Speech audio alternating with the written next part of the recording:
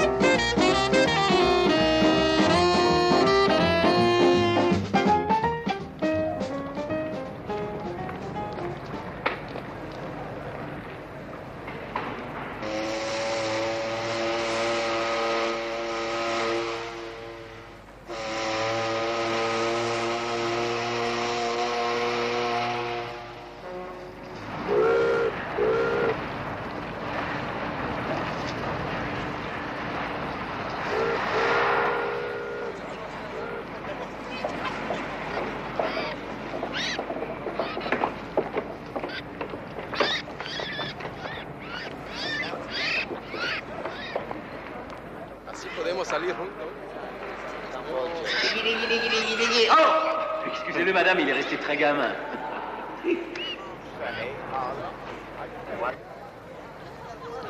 Vous voyagez pour affaires? Non, tourisme, simplement. C'est là! Pour les bagages, c'est à côté. C'est rigolo, ces oiseaux-là. Ah oui, j'en ai vu beaucoup aux Indes. Là-bas, ils vivent en liberté. Oh, c'est fou ce qu'ils peuvent arriver à imiter. Les bruits de voitures, les chiens... Comment vous l'appelez? Un ménat, un merle des Indes. Ah, c'est lent, j'en avais adopté un qui riait exactement comme mal aux cheveux. mais un ménat, ça parle beaucoup mieux qu'un perroquet. Oh, ça parle, faut rien exagérer, ça répète ce qu'on a dit, c'est tout. Merci.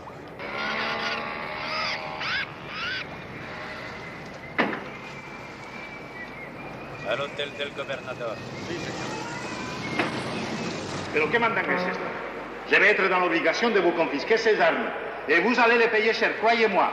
Vous figuriez que vous pouvez rentrer un arsenal comme ça dans ce pays? Bah, écoutez, nous ne sommes ici que pour 2 jours, en transit. Nous ne faisons que passer. Nous pouvons vous affirmer sur l'honneur que notre intention n'était pas de nous servir de ces armes. Écoutez, pour 2 jours, vous n'avez qu'à fermer vos yeux. Comme ça.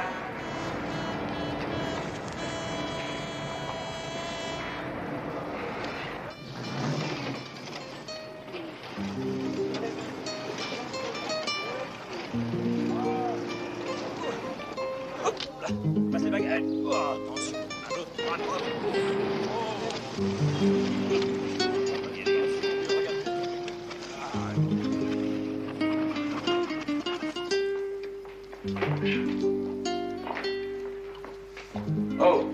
Oh. Los habitaciones, por favor.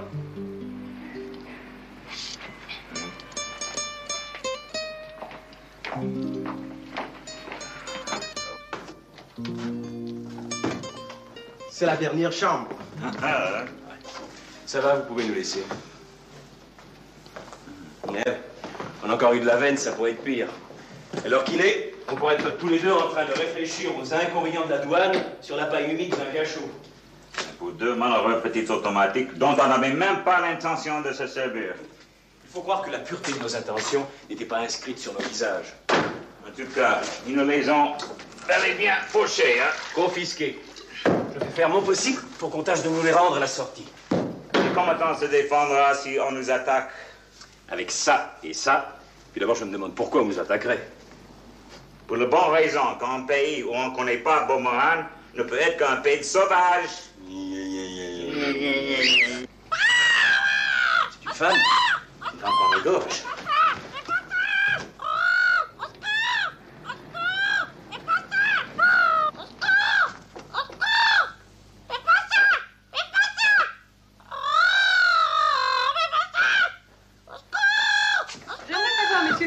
Chez moi.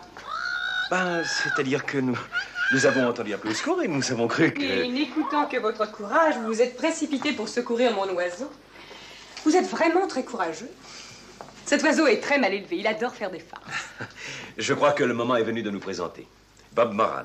De Valentine. Je suis la comtesse du Napoli. Quant à ce vilain farceur, je l'appelle Bertrand.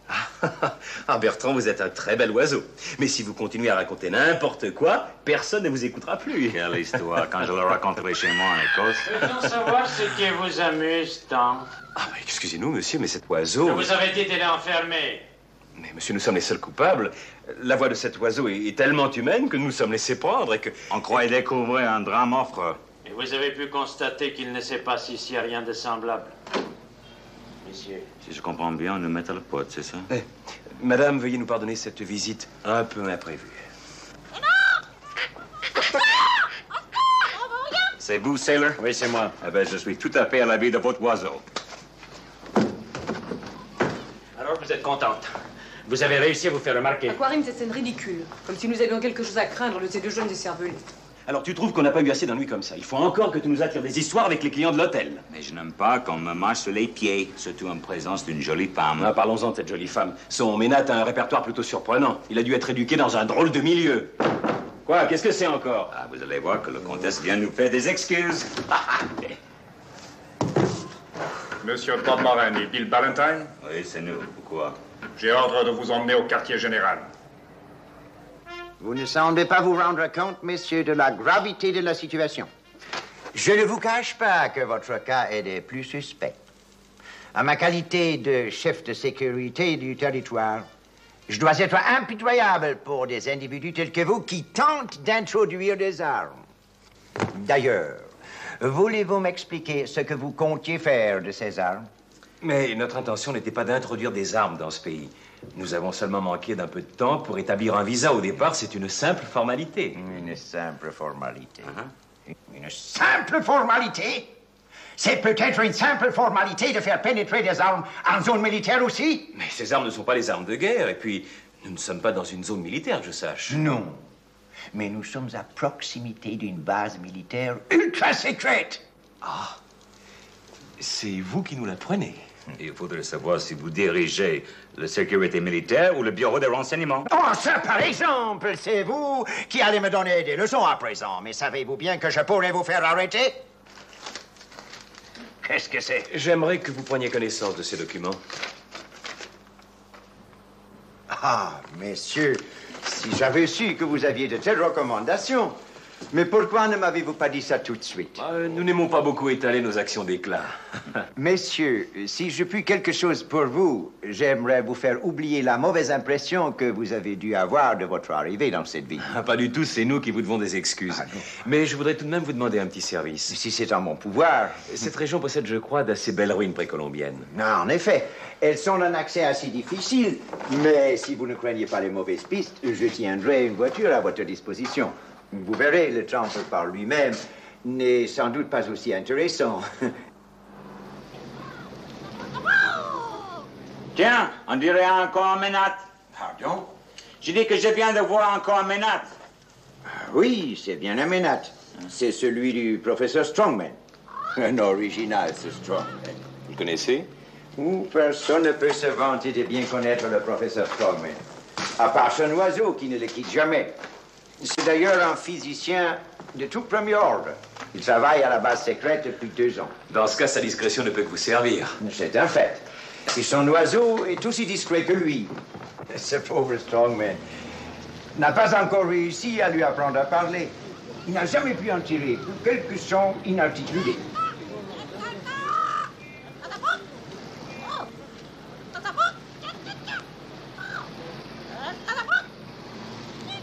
Vous pouvez dire que vous m'avez traîné dans les endroits les plus infects de la planète. Les ruines ne doivent plus être bien loin si j'en crois ce que m'a dit le Major Frimour. Oh! Et tout ça, vous visitez les ruines.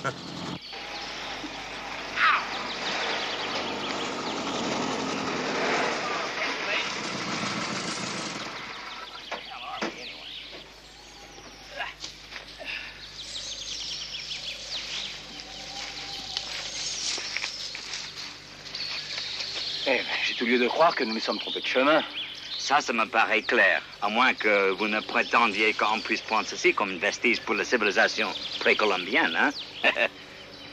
Vous voyez quelque chose là? Non, mais ça ne peut être que la base secrète. Le Major m'a dit que les ruines n'étaient pas très loin. Ah non, tant pis pour les ruines. Nous allons rentrer à l'hôtel. Je ne tiens pas à errer toute la journée dans ce pays délicieux. Ça alors.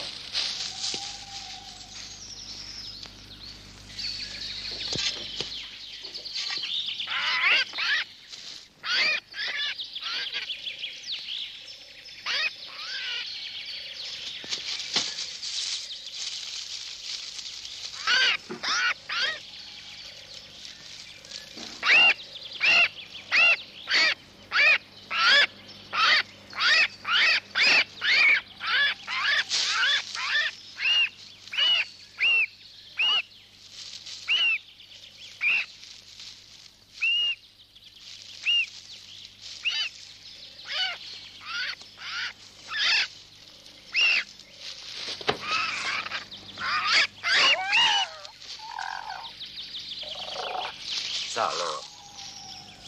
Encore un ménate? J'en ai 203. Mais ça a l'air d'une blague.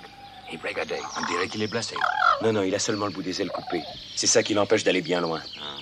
Nous sommes à côté d'une base militaire. C'est sûrement l'oiseau rare du professeur Strongman qui s'est échappé.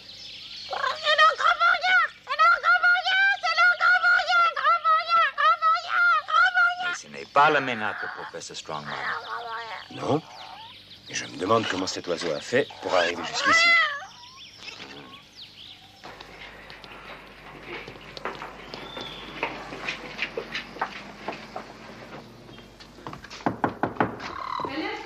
Vous croyez qu'elle va être contente? J'espère surtout qu'elle va m'expliquer ce que faisait cet oiseau à l'endroit où nous l'avons retrouvé. Messieurs?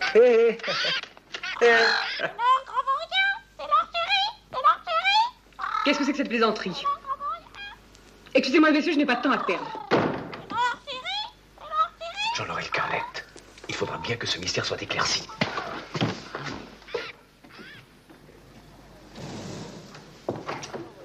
Ça y est, pas de doute, hein. Cet oiseau-là ne peut être que celui de la comtesse. Il ne peut exister dans le monde de ménates aussi absolument identiques, qui disent exactement les mêmes mots, exactement de la même façon. Il n'y a pas de doute. Mais alors, pourquoi ne veut-elle pas reconnaître que son ménate lui appartient? Et d'où peut bien sortir celui que nous avons vu sur son épaule?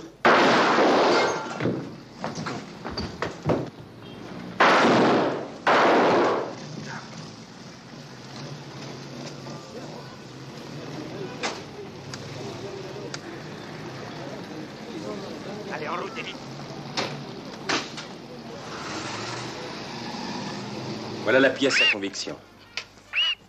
Messieurs, vos suppositions me paraissent bien incroyables. Et même, pour tout vous dire, je ne comprends pas pourquoi vous prenez cette histoire d'oiseau tellement à cœur. Enfin, vous admettez bien qu'il y a eu substitution d'oiseaux. Si j'en crois votre témoignage, et je ne puis le mettre en doute, je dois admettre que cet oiseau est bien celui de la comtesse di Napoli. Elle n'est pas plus comtesse que moi. J'admets que cet oiseau lui appartient. Mais avez-vous la preuve que celui qui soit actuellement en sa possession soit celui du professeur Strongman? Pour en avoir la preuve, il faudrait que nous puissions mettre la main dessus. Donc, croyez-moi, il ne peut s'agir que du ménate du professeur Strongman. C'est extrêmement grave. Ah bon, j'admets que le deuxième ménate est bien celui du professeur Strongman. Alors, imaginons ceci. vous voyez bien, encore des imaginations. Sans imagination, on ne résoudrait jamais aucune énigme. Soit. Poursuivez. Imaginez que les sons inarticulés qu'avait l'habitude de prononcer le ménate du professeur Strongman aient un sens. Qu'ils correspondent en réalité à un code. Un code selon lequel le professeur confie à son oiseau un message secret. Imaginez qu'il y ait dans le monde une autre personne qui soit dans la possession de ce code. Et il ne reste plus au professeur Strongman qu'à faire parvenir son oiseau à cette personne pour lui livrer ou lui remettre les secrets qui sont à sa possession. C'est ce qu'il fait en mettant l'oiseau à Sailor. Mais pour qu'on ne s'aperçoive pas de la disparition de son ménate, il l'échange contre celui de la belle Rita. Seulement voilà, le ménate de la belle comtesse ne veut pas rester avec Strongman. Il s'échappe. Et comme il est très bavard, il ne sera pas très difficile à identifier. Quand Sailor apprend que nous avons retrouvé son oiseau, il s'affole et tente de le supprimer pour ne pas laisser de traces gênantes derrière lui. Malheureusement pour lui, il le rate. Alors, il ne lui reste plus qu'à prendre la fuite pour mettre l'oiseau de Strongman en sûreté. Je ne crois pas que Strongman soit mêlé à cette histoire. Allô? Voulez-vous m'appeler le professeur Strongman? Je ne quitte pas. Si vos suppositions étaient justes, il aurait été beaucoup plus simple pour Strongman de livrer directement les secrets à Sailor, ou bien de lui remettre une bande magnétique. À mon avis, Sailor et la belle Rita n'étaient que des intermédiaires. Sans doute le message était trop important pour être livré à une bande magnétique. Allô? Vous savez comme moi qu'un code finit toujours par être déchiffré. Qui irait imaginer que le message à déchiffrer peut être transmis par la voix d'un oiseau? Allô, oui? Et son oiseau? Le professeur Strongman s'est suicidé. La cage de son oiseau est vide. Si on ne retrouve pas cet oiseau, je suis perdu. Il n'y a pas une minute à perdre. Appelez les postes frontières, les postes de police, l'aéroport.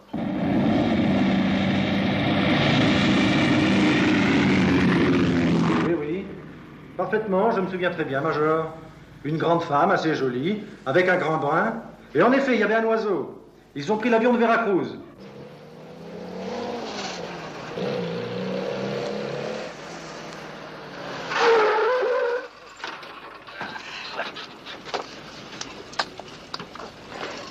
Tout va bien?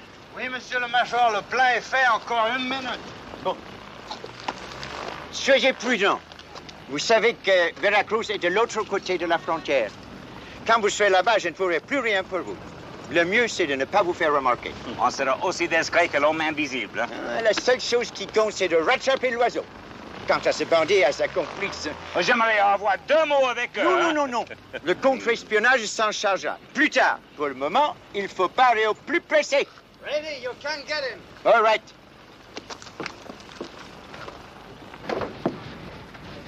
Je n'oublierai jamais ce que vous faites pour moi. Vous vous êtes chargé là d'une mission bien difficile. Sans vous, Dieu sait les conséquences que toute cette histoire aurait pu avoir. À bientôt, Major. J'ai bon espoir et leur avance n'est pas tellement grande. Bonne chance. Bye, Major!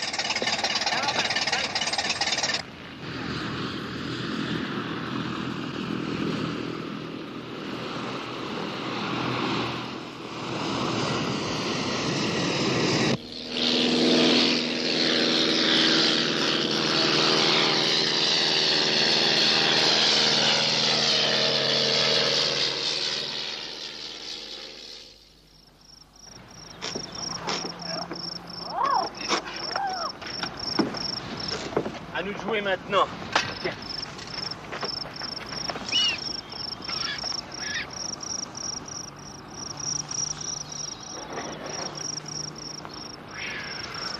C'est en pleine activité, hein? Ouais, siesta.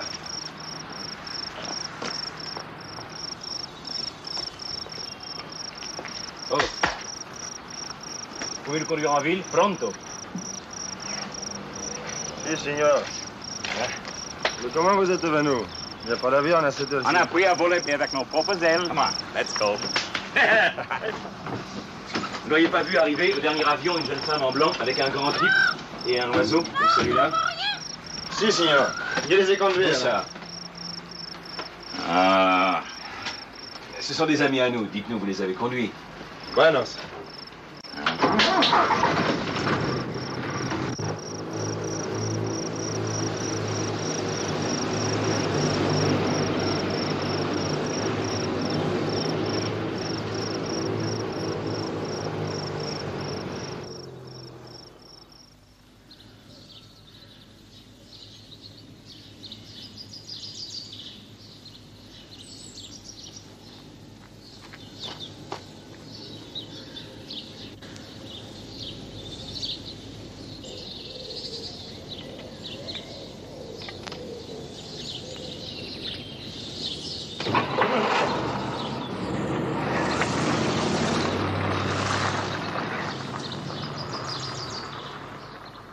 Allons-y.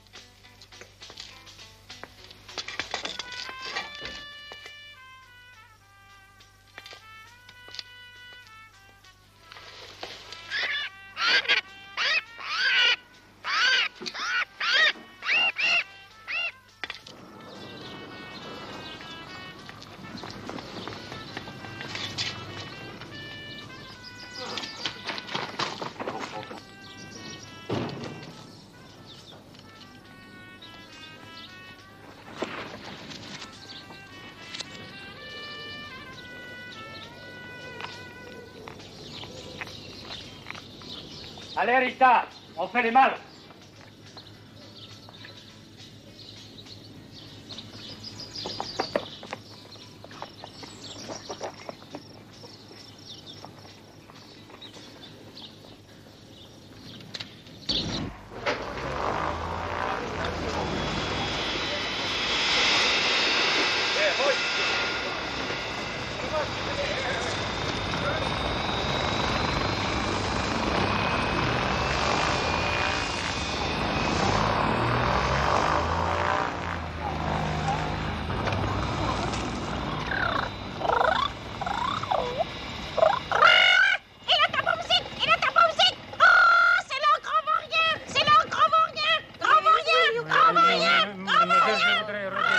Non, mais non, j'ai quelque chose, mademoiselle.